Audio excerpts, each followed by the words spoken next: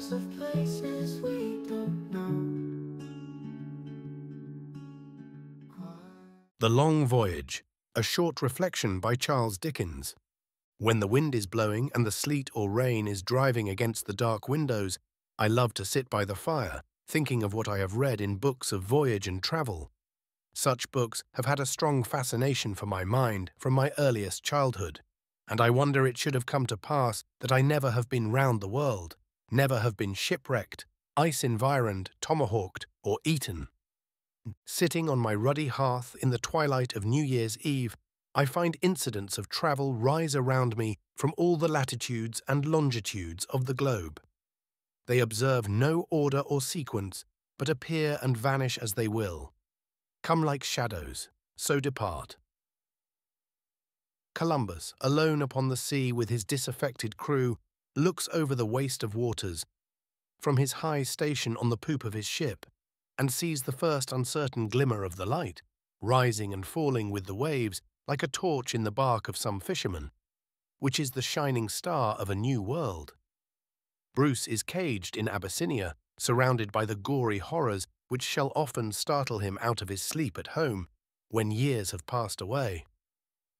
Franklin, come to the end of his unhappy overland journey, would that it had been his last, lies perishing of hunger with his brave companions, each emaciated figure stretched upon its miserable bed without the power to rise, all dividing the weary days between their prayers, their remembrances of the dear ones at home, and conversation on the pleasures of eating, the last-named topic being ever present to them, likewise in their dreams.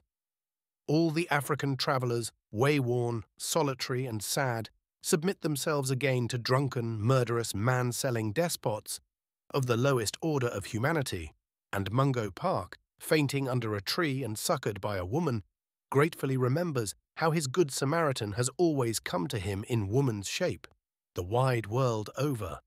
A shadow on the wall, in which my mind's eye can discern some traces of a rocky seacoast, recalls to me a fearful story of travel derived from that unpromising narrator of such stories, a parliamentary blue book.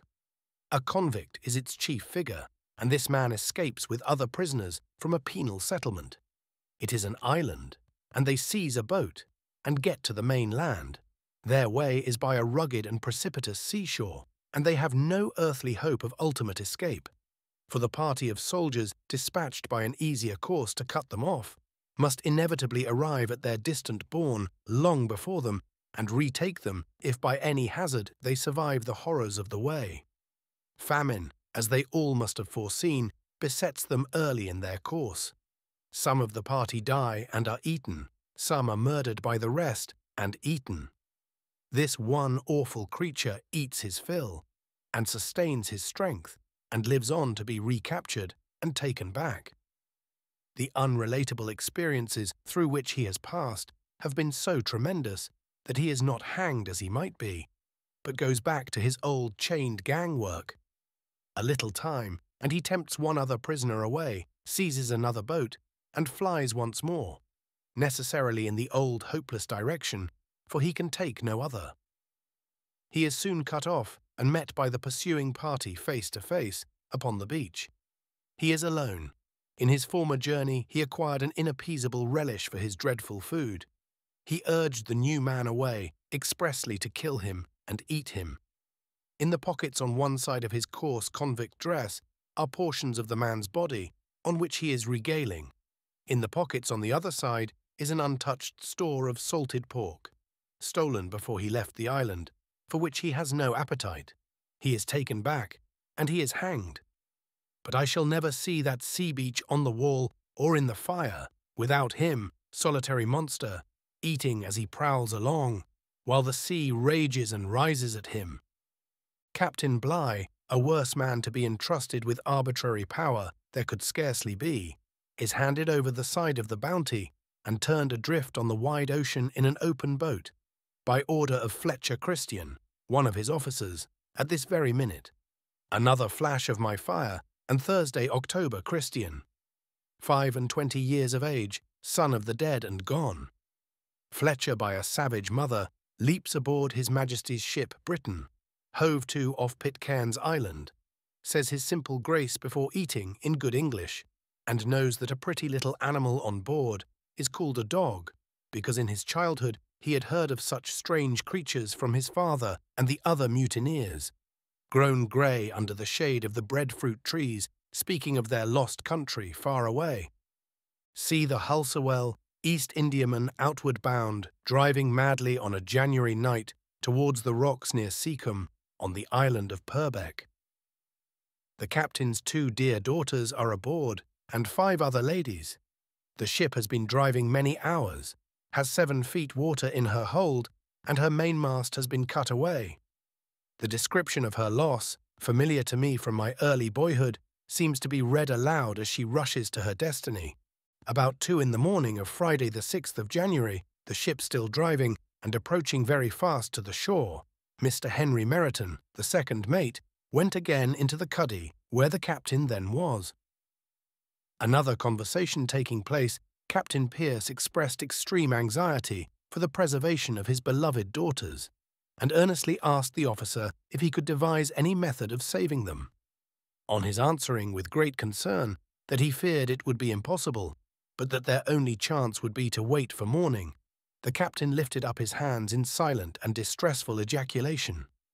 At this dreadful moment the ship struck, with such violence as to dash the heads of those standing in the cuddy against the deck above them, and the shock was accompanied by a shriek of horror that burst at one instant from every quarter of the ship. Many of the seamen, who had been remarkably inattentive and remiss in their duty during great part of the storm, now poured upon deck, where no exertions of the officers could keep them, while their assistance might have been useful. They had actually skulked in their hammocks, leaving the working of the pumps and other necessary labours to the officers of the ship and the soldiers, who had made uncommon exertions. Roused by a sense of their danger, the same seamen at this moment, in frantic exclamations, demanded of heaven and their fellow sufferers that succour, which their own efforts, timely made, might possibly have procured. The ship continued to beat on the rocks, and soon bilging, fell with her broadside towards the shore. When she struck, a number of the men climbed up the ensign staff, under an apprehension of her immediately going to pieces. Mr. Meriton, at this crisis, offered to these unhappy beings the best advice which could be given. He recommended that all should come to the side of the ship, lying lowest on the rocks, and singly to take the opportunities which might then offer of escaping to the shore. Having thus provided to the utmost of his power for the safety of the desponding crew, he returned to the roundhouse, where by this time all the passengers and most of the officers had assembled. The latter were employed in offering consolation to the unfortunate ladies, and with unparalleled magnanimity suffering their compassion for the fair and amiable companions of their misfortunes to prevail over the sense of their own danger. In this charitable work of comfort, Mr. Meriton now joined by assurances of his opinion that the ship would hold together till the morning, when all would be safe. Captain Pierce, observing one of the young gentlemen loud in his exclamations of terror, and frequently cry that the ship was parting, cheerfully bid him be quiet, remarking that though the ship should go to pieces, he would not, but would be safe enough. It is difficult to convey a correct idea of the scene of this deplorable catastrophe without describing the place where it happened. The Haleswell struck on the rocks at a part of the shore where the cliff is of vast height, and rises almost perpendicular from its base. But at this particular spot, the foot of the cliff is excavated into a cavern of 10 or 12 yards in depth, and of breadth equal to the length of a large ship. The sides of the cavern are so nearly upright as to be of extremely difficult access, and the bottom is strewed with sharp and uneven rocks, which seem, by some convulsion of the earth, to have been detached from its roof. The ship lay with her broadside opposite to the mouth of this cavern, with her whole length stretched almost from side to side of it. But when she struck, it was too dark for the unfortunate persons on board to discover the real magnitude of the danger and the extreme horror of such a situation. In addition to the company already in the roundhouse, they had admitted 3 black women and 2 soldiers' wives, who, with the husband of one of them, had been allowed to come in, though the seamen, who had tumultuously demanded entrance to get the lights, had been opposed and kept out by Mr. Rogers and Mr. Brymer, the third and fifth mates.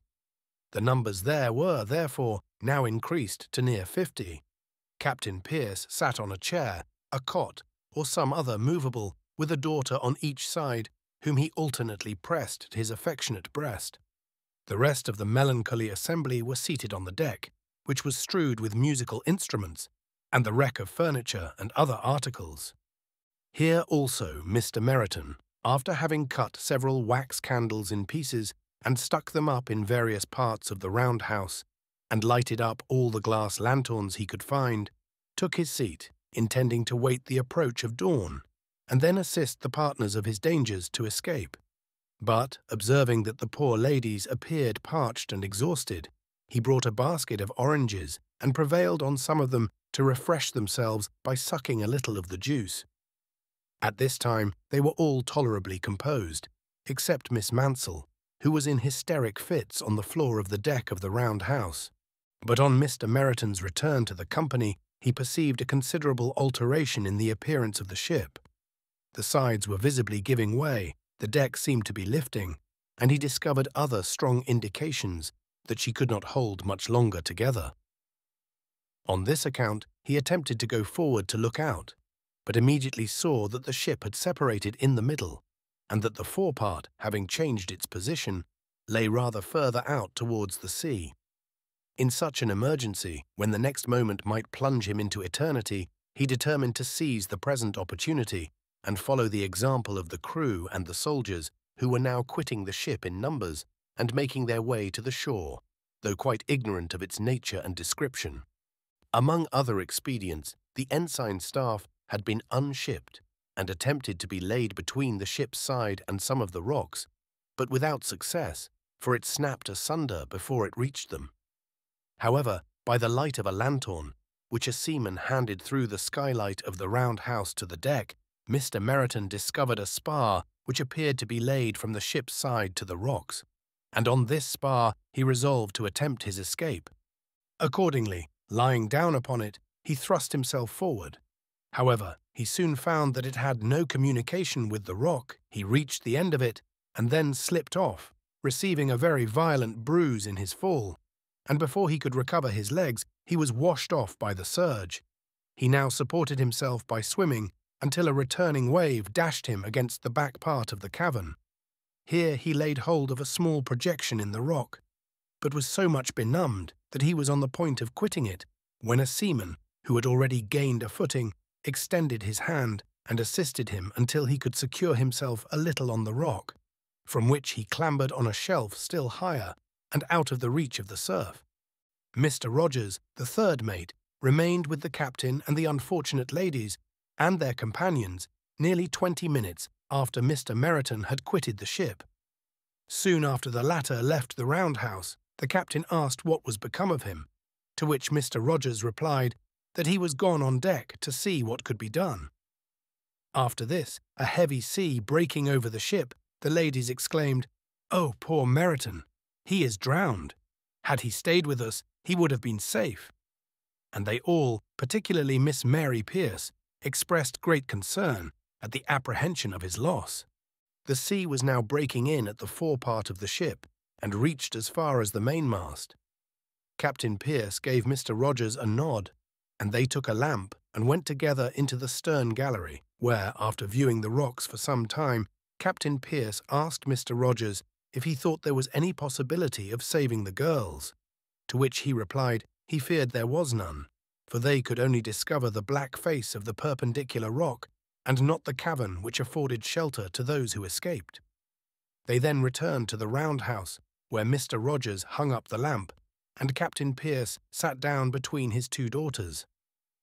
The sea continuing to break in very fast, Mr. McManus, a midshipman, and Mr. Schutz, a passenger, asked Mr. Rogers what they could do to escape.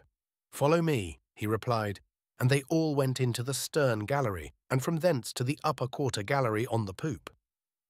While there, a very heavy sea fell on board, and the round house gave way.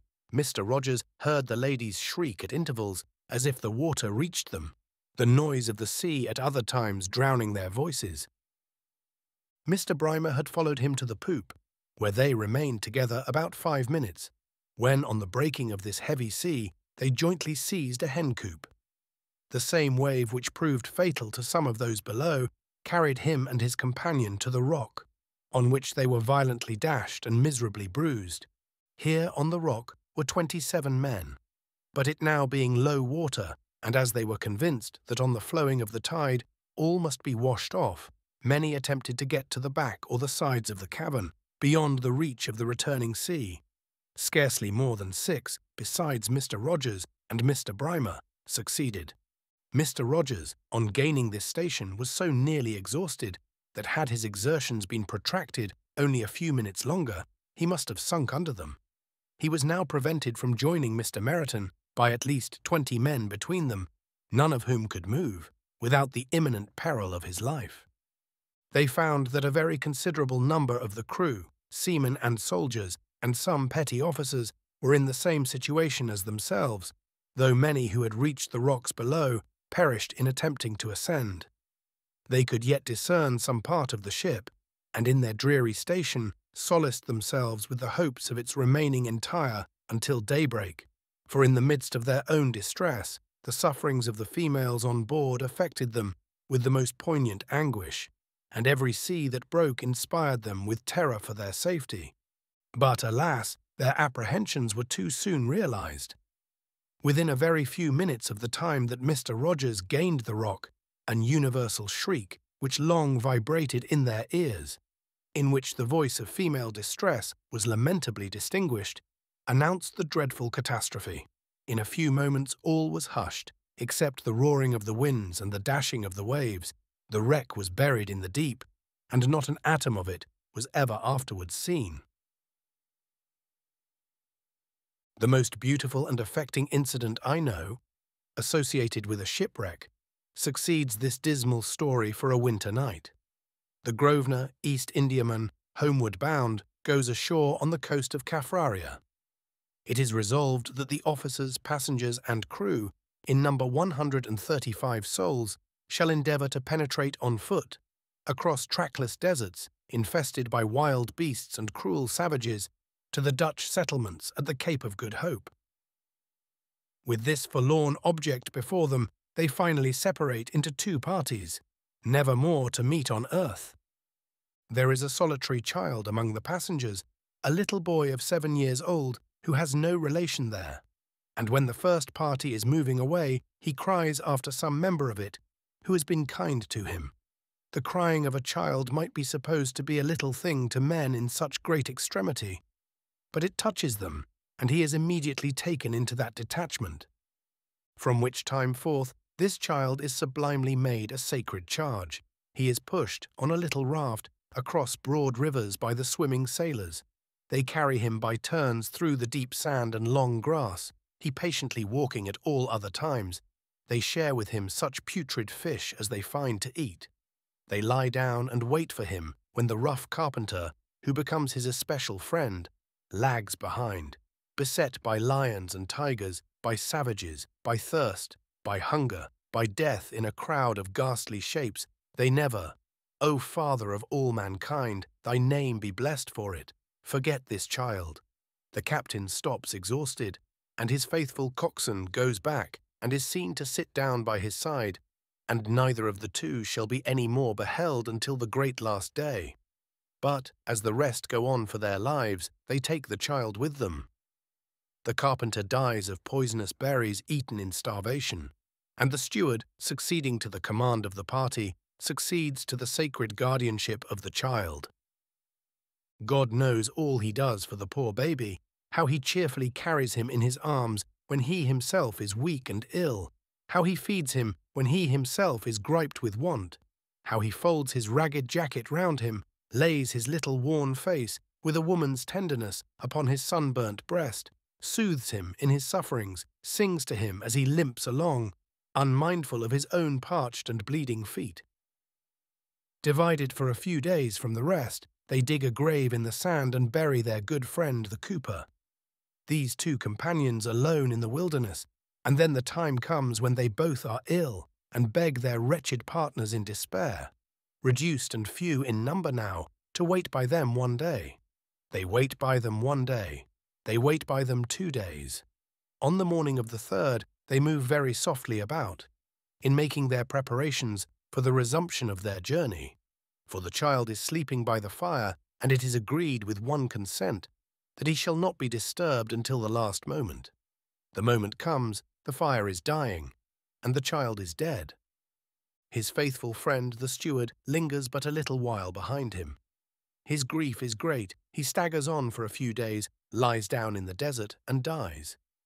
But he shall be reunited in his immortal spirit, who can doubt it, with the child, when he and the poor carpenter shall be raised up with the words, "Inasmuch as ye have done it unto the least of these, ye have done it unto me." As I recall the dispersal and disappearance of nearly all the participators in this once famous shipwreck, a mere handful being recovered at last, and the legends that were long afterwards revived from time to time among the English officers at the Cape, of a white woman with an infant, said to have been seen weeping outside a savage hut far in the interior, who was whisperingly associated with the remembrance of the missing ladies saved from the wrecked vessel, and who was often sought but never found, thoughts of another kind of travel came into my mind, thoughts of a voyager unexpectedly summoned from home, who travelled a vast distance and could never return, thoughts of this unhappy wayfarer in the depths of his sorrow, in the bitterness of his anguish, in the helplessness of his self-reproach, in the desperation of his desire to set right what he had left wrong and do what he had left undone. For there were many, many things he had neglected, little matters while he was at home and surrounded by them, but things of mighty moment when he was at an immeasurable distance. There were many, many blessings that he had inadequately felt. There were many trivial injuries that he had not forgiven. There was love that he had but poorly returned. There was friendship that he had too lightly prized. There were a million kind words that he might have spoken, a million kind looks that he might have given, uncountable slight easy deeds in which he might have been most truly great and good. "Oh, for a day," he would exclaim, "for but one day to make amends." But the sun never shone upon that happy day, and out of his remote captivity he never came.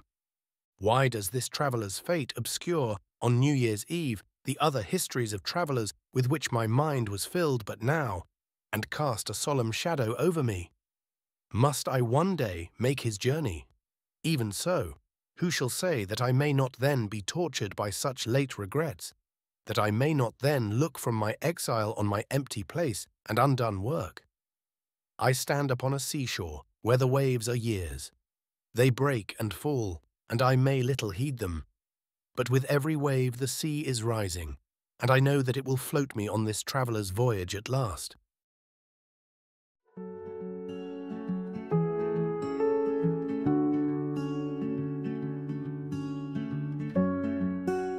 Sitting by the fireglow,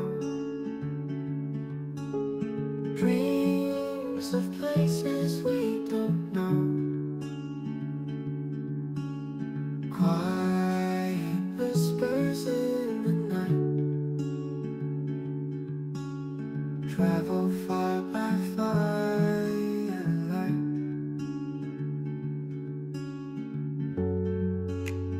Memories from long ago, paths we walked in the soft snow, pictures fading in our minds, yet the warmth is what we find.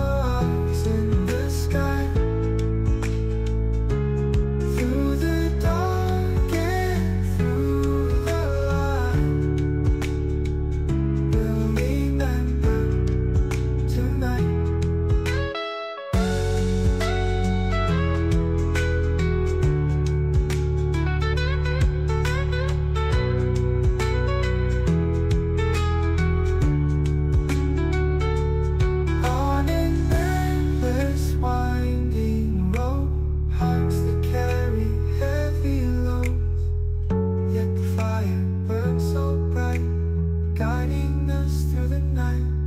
Oh, the